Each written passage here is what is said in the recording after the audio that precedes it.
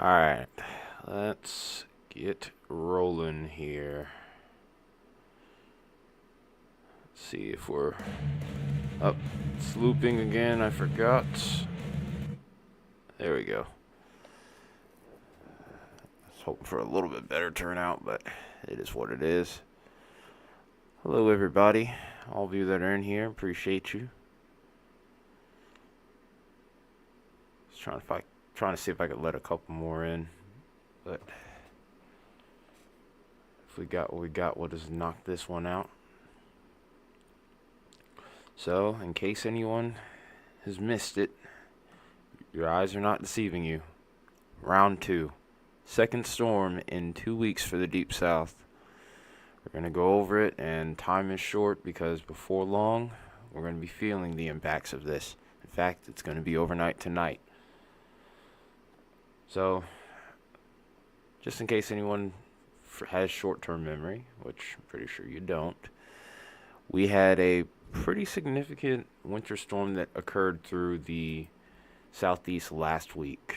We had significant icing, particularly across parts of Texas, Oklahoma, Arkansas, and then stretched its way east into Tennessee, Kentucky, parts of Georgia.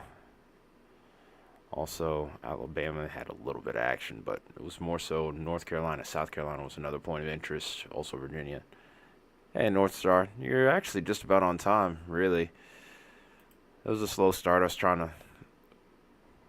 Whenever chat is slow at the beginning, I usually try to let the intro go a little bit longer.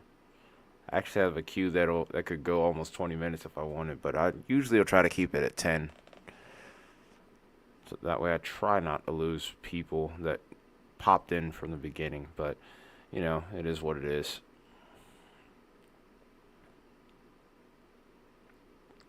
But, yeah, you're on time. You're good. I haven't even really talked about much of anything yet. I haven't even talked about any of the advisories, any of the warnings, what we're seeing on radar. So, yeah, you're good, trust me. Yeah, this one's going to be a messier event, and there's a lot of undertones of this event that I feel like really aren't being talked about. And it's really intriguing to me as well. Not necessarily in regards to like forecast errors or anything like that too, but just some hidden details of topography that I wouldn't say it's really typical with the Southeast, especially in Georgia itself. So it's kind of exciting to be able to talk about that, but we'll figure it out in time. So I guess we should start unpacking now, shouldn't we? So we had that storm last week, and here's our second round here. Some of these advisories for winter weather are mixed in with also cold advisories. There's a big Arctic blast, which is a big catalyst behind this setup as well. These areas in the blue, here are extreme cold warnings and cold weather advisories as well. It's really not until you get towards central and eastern parts of Georgia where we get into the winter weather advisories and winter storm warnings. You can see Alabama, Mississippi are going to be spared this time.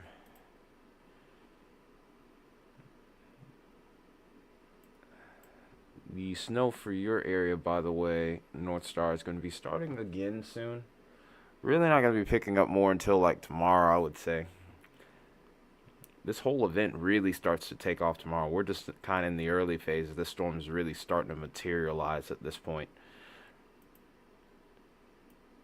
But as you can see over here towards the southeast, once you get towards Georgia, western Georgia particularly, is where the event really begins. You don't really see much in Birmingham. You do get a couple of winter weather advisories in the eastern part of the state, but it's not really until we get towards central Georgia where we have winter storm warnings. This is going to be a quick moving storm, so not a long duration event for Georgia, and it's very questionable which parts of the city of Atlanta is going to end up seeing snow. There is some of this part all the way back towards the western half that may end up getting very little snow, about half an inch, but in the more aggressive forecast we could see up to 2 inches here. And then as we progress further towards the east, we get to 2 to 4 inches. And this is definitely where we get into that winter storm warning criteria.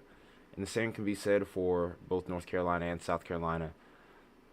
North Carolina, however, the criteria changes slightly. We're at about 3 to 5 inches. And there is a bullseye between the state borders of the Carolinas here as well, towards the central part, where we could see as much as even 6 inches. Then as we get towards Virginia, we have the same thing there as well. Most of the district, depending on which states you end up getting, it's about 3 to 5. But there could be some areas where we get 4 to 6 inches there as well. This area also is dealing with extreme cold warnings also. So, like I said, it's going to be kind of a 1-2 punch. We get the winter weather, and then we're going to get the extreme cold behind it. So there's always the issue of refreeze here. So let's go ahead now and take a look at what our weather model data has to offer, because it's here where things really get interesting. And new data is really starting to pour in as well for this time slot to go along with it. So it only further creates an allure with the forecast, because winter weather forecasting in the deep south is very difficult, very nuanced, I would say.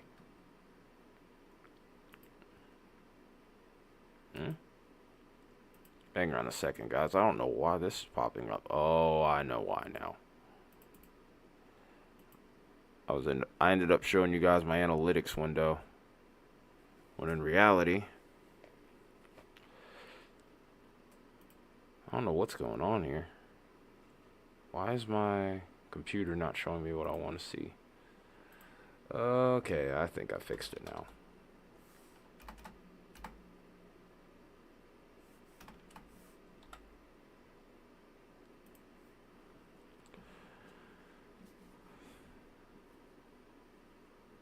Alright, here we go. That's better.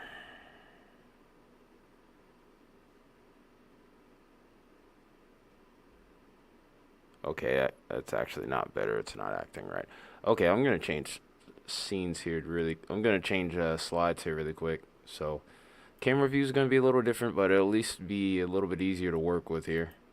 There we go.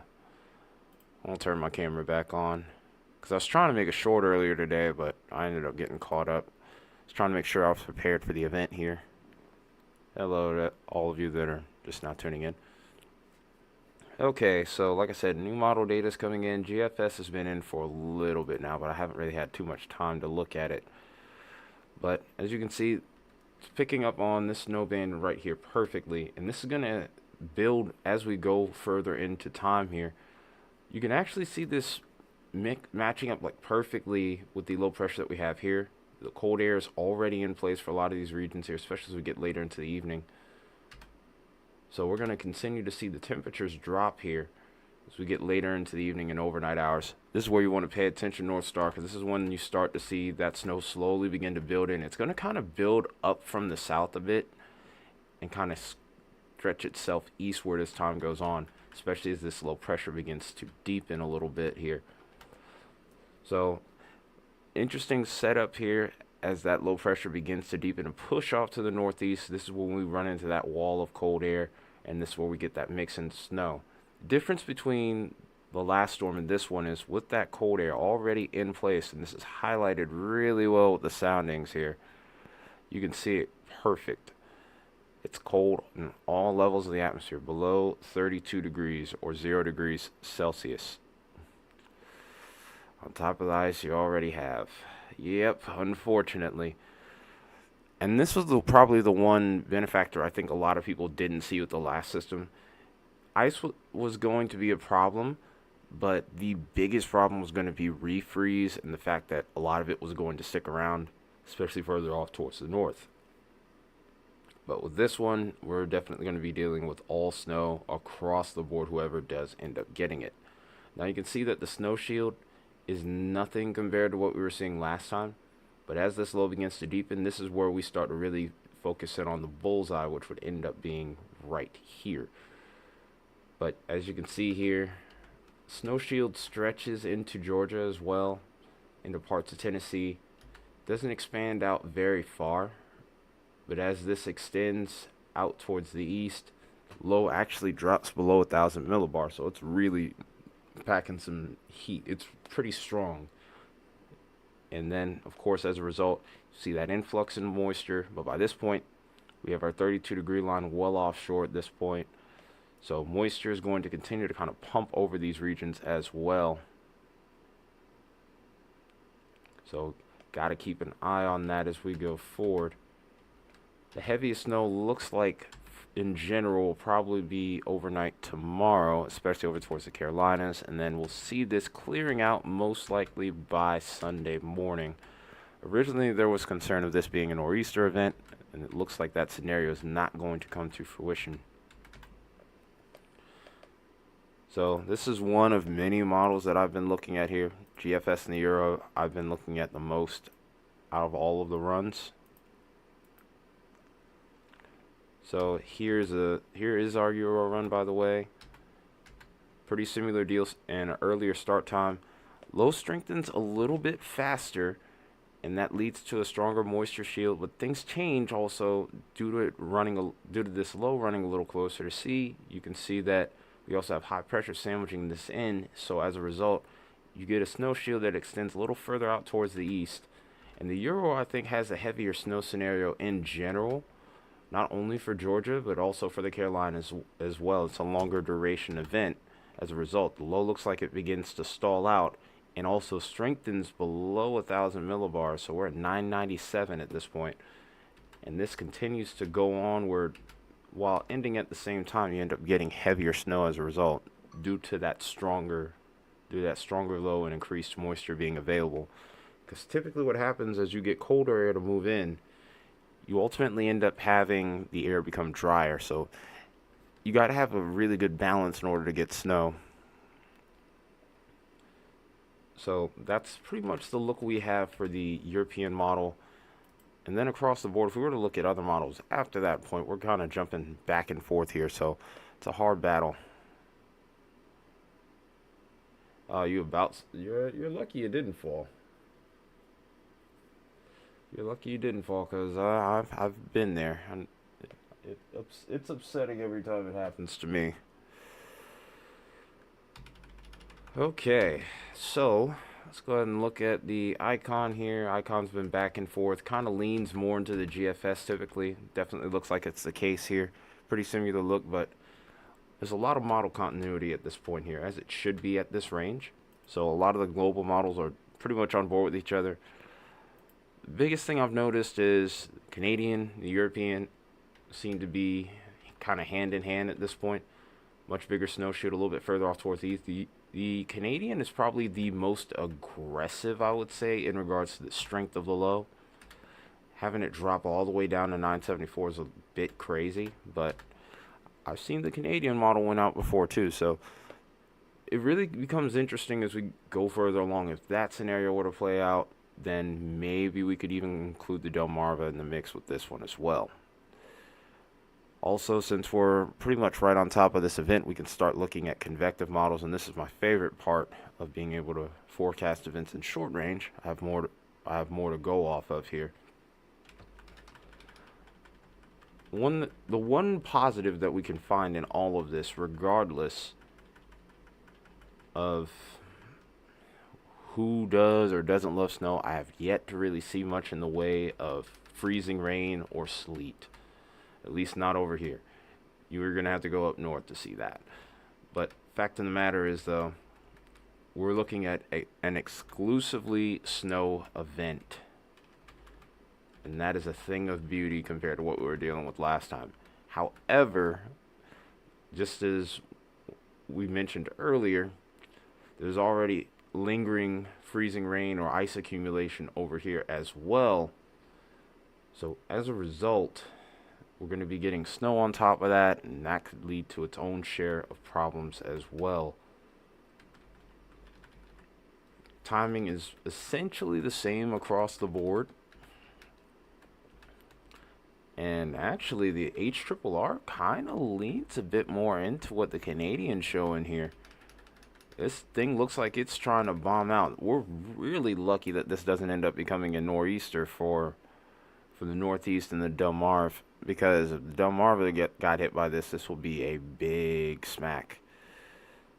So the further north we get, the lighter the snow totals, and it's going to drop off pretty quickly. It's going to be kind of more of a regional. It's a little bit too widespread to say local snowstorm. But one other wrinkle in this as well is the fact that we're going to see also some really strong winds with this system as a result of that low beginning to drop in its pressure.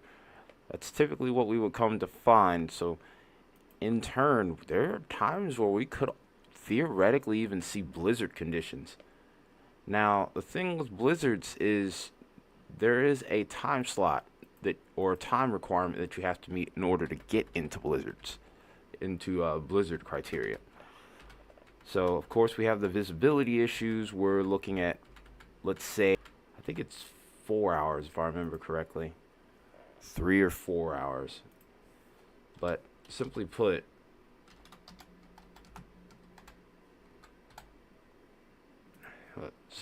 that's going to be hazardous conditions for an extended period of time.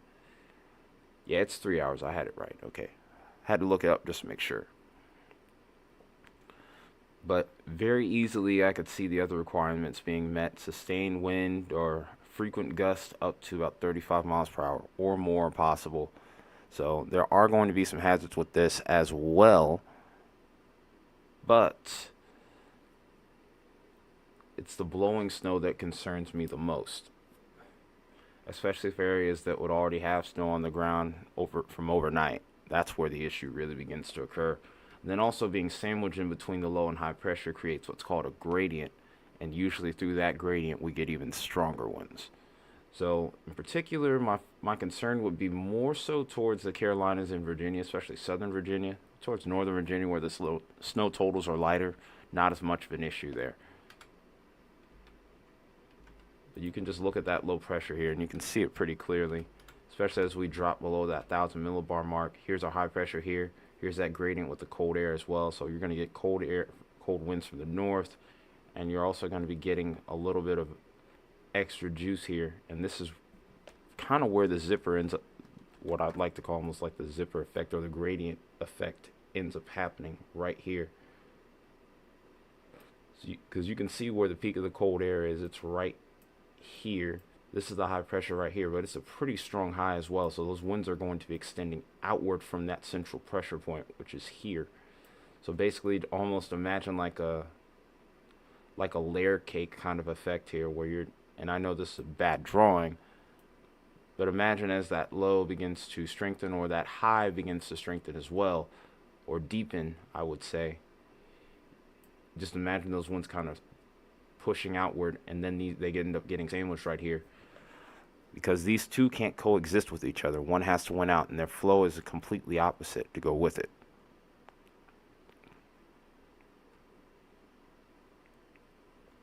You typically get worse weather here. Yeah, this looks like it could be the case, North Star, but we'll see what ends up happening with that. I think that a lot of people truthfully might be underestimating this one, especially since the last one may have quote unquote disappointed some. But it depends on, it really comes down to where you are.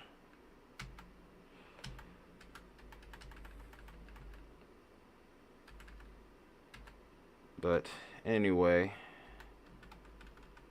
man, now I will say one thing about the NAM. The NAM brings this a lot closer than I thought it would. Wait a minute. Am I looking at the right model data here? Oh, no, I wasn't. I don't even think I was looking at the right HRRR data then. Yeah, because the second I uploaded, it froze. Yeah, because that was the lunchtime models. This is fresh off the press model data here. So we'll get a better look at it now. See how much has really changed with it. It doesn't really look like much. This even has the potential of coming into Alabama here.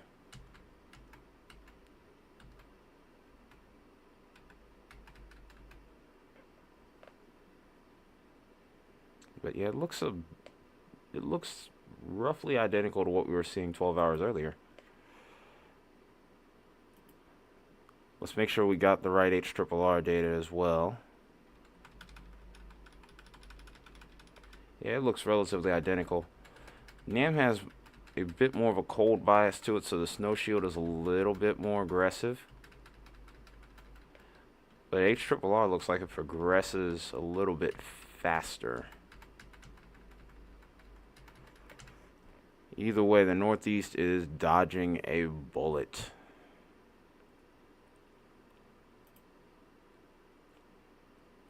So yeah, pretty much all the data that I've been going over looks relatively identical at this point. Really, at this point, we're going to be kind of comparing that time where we get peak wind here. I would say, let's go to about 19Z tomorrow. So this is like early afternoon. So when we get into those peak winds. And we're going to do something a little different here in just a second. So I'm wondering if we should go with just wind or if we should go with gust. Actually, I think I'm going to go with the gust so that way you can still see the pressure gradients here, because that's, like I said, that's going to be the key component to everything.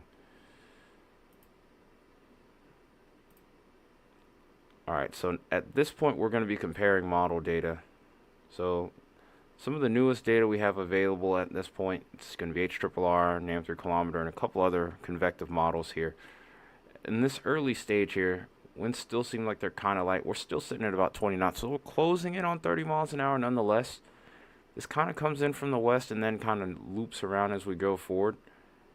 Everything looks like it's pretty uniform, but if we were to jump ahead about 4 hours, I think I'm going to go to 23 hours right here.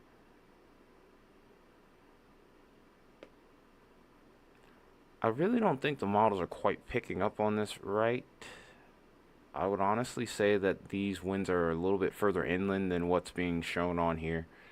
Sometimes we have that discrepancy with systems as we have them offshore like this.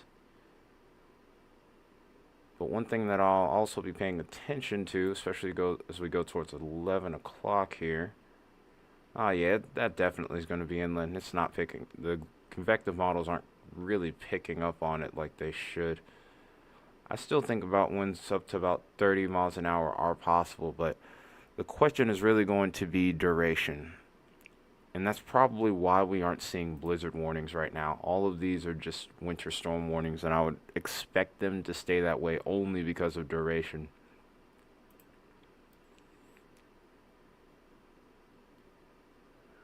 Alright.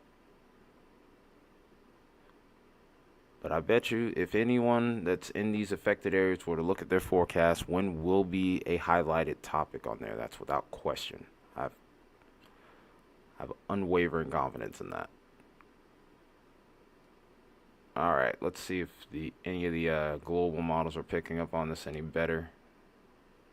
Not really. I find that very surprising.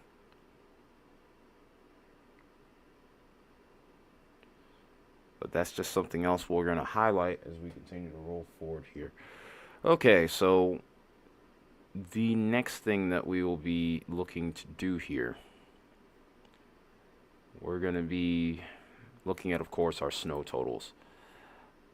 Good thing about this time around,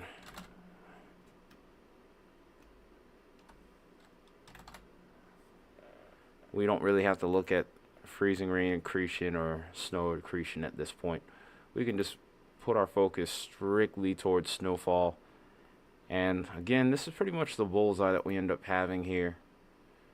We can do our latest runs available to us as well. So we're going to start out with a blend of models. Most aggressive totals on this run is definitely over towards northern and upstate South Carolina. Over towards the mountains, we have some areas that could potentially see as much as 10 inches right here. This leaves a lot of Virginia kind of out of it. There's going to be pockets towards southwestern Virginia where it's a little bit more hot. We get about 4 to 6 inches of snow there. So we go further up towards the south central part of the state. We quickly drop off to about an inch to trace all the way up to the central, and then northern state gets next to nothing. The bullseye looks to be the Outer Banks and also up towards upstate South Carolina. Georgia is still kind of a point of contention. It's a really rapid drop off as we get right around the city of Atlanta. And areas off to the west could have a scattered area of about an inch of snow. It all really depends on how the deformation band kind of forms. But we could also be looking at an interesting scenario because of Lake Lanier right here.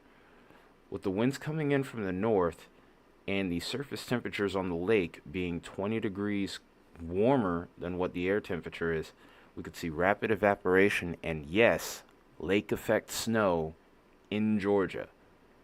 Not something that we see here pretty often in my state. So, pretty interesting to be able to see that. And I do think there's like a little secondary bullseye that could be existing across the southern half and southeastern half of the metro area as well. So, I do think that a bullseye also exists over here as well. It could bolster snow totals towards the east as well. So anywhere from, let's say, Augusta all the way towards Covington, there could be heavier snow possible there as well.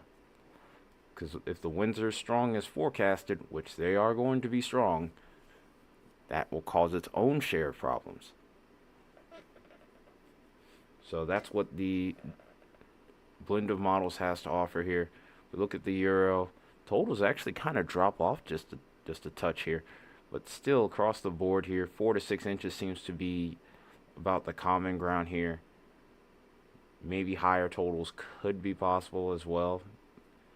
But universally speaking, if I'm looking at everything, I've seen a good bit of consistency across the board. HRRR is kind of hanging with the Euro and the GFS here. Icon's a little bit closer towards what the blend of models has to offer.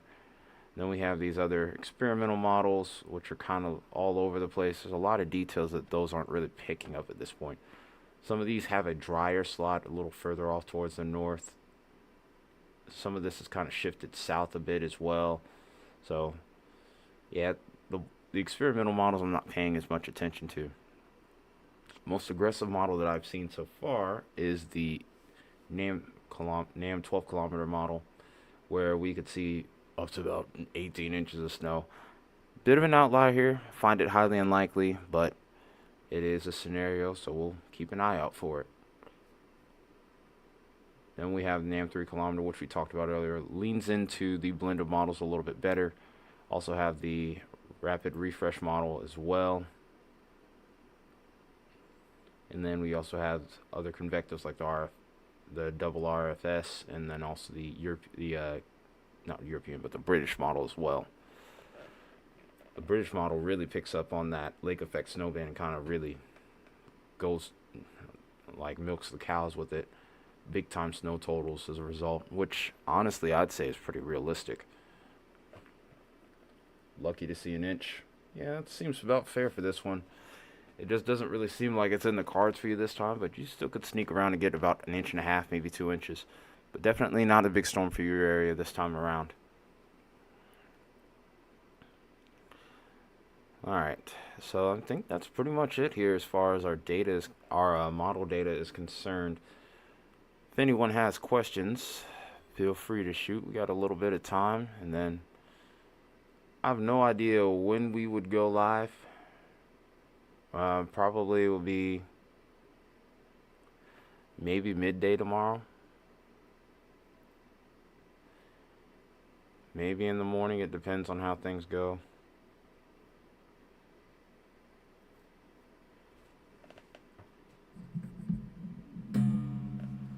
All right, so yeah, if you have any questions, fire away real quick.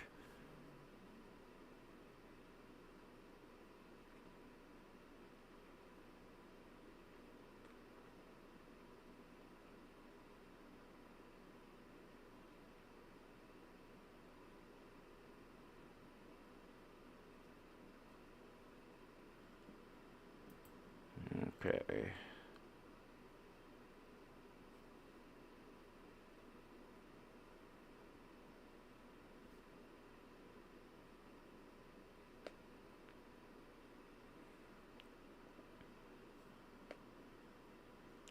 Can we see my guitar?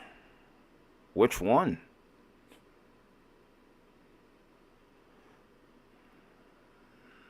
That's the real question. Which one?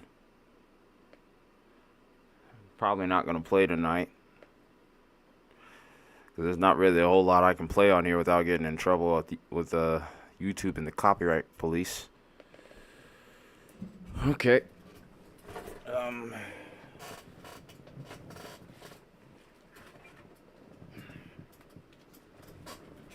Well, trying to make sure I get into view here. So, if you saw the guitar cover today, which I posted in Discord, this is what I had. This is what I was using. This is my Washburn BT2 Maverick. It is a 6-string guitar, kind of a shorter, kind of one of my smaller guitars, but it's a good one nonetheless. Very comfortable. Plays really good for as cheap as it is. Because I only paid $72 for this.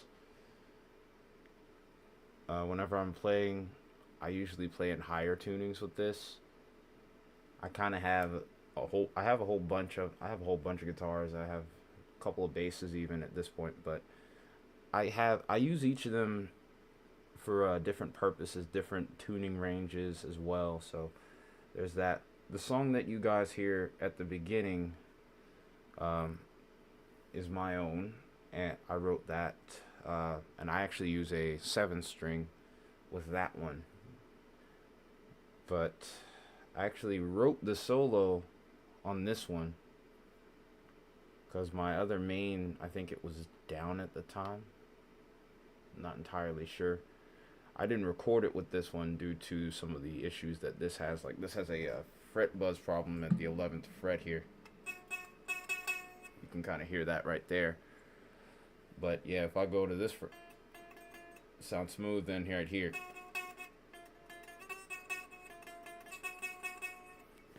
So yeah, it's a little harder to use this guitar for additional stuff. But outside of that, which honestly, that could probably be an easy fix, I'd probably use it more. Yeah, that's one of my backups, basically.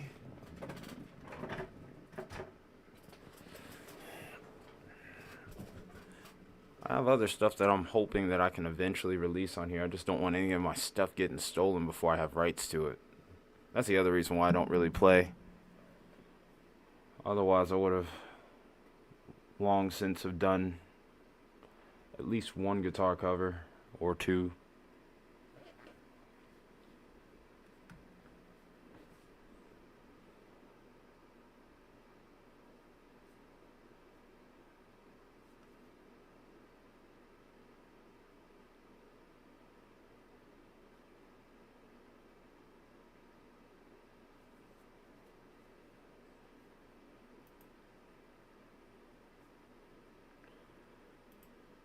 All right, so any other questions?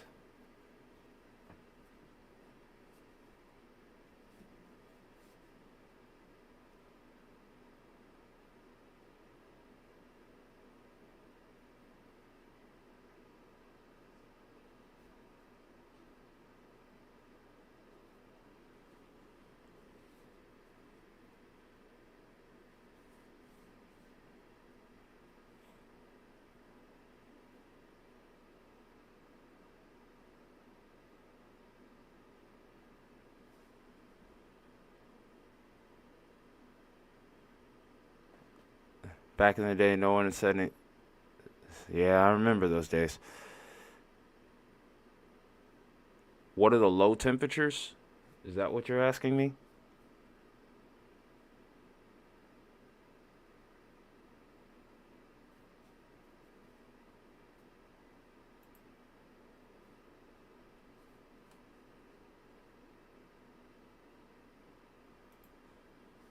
Okay, low temperatures. All right, we can. I think we should be able to pull that up pretty easily.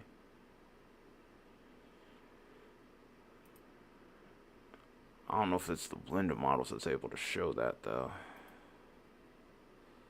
We can just improvise it though. We can kind of play it by ear. But what time frame are you asking about? Are you asking about the next few days or a week, or what exactly are you looking for?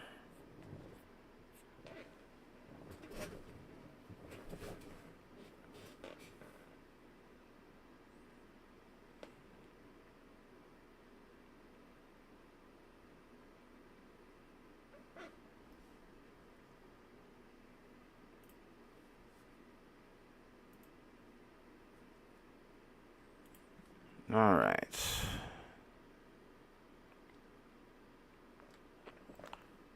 All right. Well, GFS it is then. Okay. So this is probably gonna be the warmest day in the next 7 days. By the time we get into tomorrow morning, it's gonna be considerably cooler. Some of the lowest temps across the board here are going to be over towards the northeast. We're looking at 20 below zero over there in some places, especially over towards Pennsylvania. This is where the coldest temperatures are going to be, and then we'll probably see more of a pull as we get into tomorrow. Temperatures drop off slightly, but it's still pretty daggone cold. And then here comes the second push. This stays up towards the northern states. This is your area right here. Looks like your coldest day is gonna really be tomorrow. At least right now, within the first 72 hours. It does look like we try to level back off as we get into the beginning of February. We do get a secondary push, but it's not quite as bad. Oh, okay. After about a week out, we get another big push. And it makes it pretty far to the south as well. I'm going to have to keep my eye on that, see if any moisture mixes in with that. It's never a guarantee whenever you see that signal, though. We're still looking like, in general, we're going to be in a predominant cold pattern across the board. At least for the first half of February.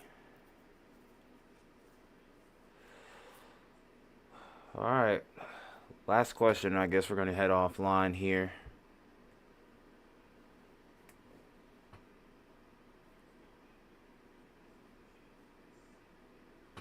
Because I'm going to try to get into the gym before I can't. Question really is, well, how am I going to go about doing that one? I might just do a 2-in-1 workout.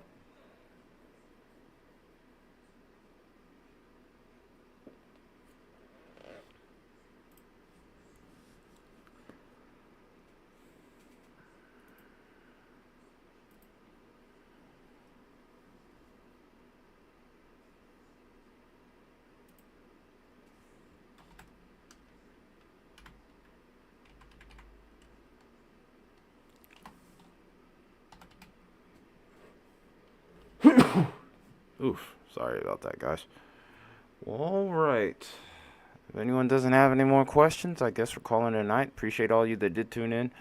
Not as much for turnout as the last couple events, but I think that people are underestimating this one. I think I think this is a sleeper of a storm. Yeah. Yeah, I'm hitting the bench press probably as well, or the squat rack. I'm gonna be doing a bunch of different stuff. It looks like. Because I'm almost certain that I'm not going to be able to get into the gym tomorrow. So I got to get it in tonight. All right, folks. I appreciate all of you who tuned in. We'll probably try to be live tomorrow. I have no time what that looks like. I'll see how things progress with the day. And then we'll let the cards fall where they may. Or we'll let the chips fall where they may. But everybody take care and have a wonderful rest of your night. Sleep well and stay warm.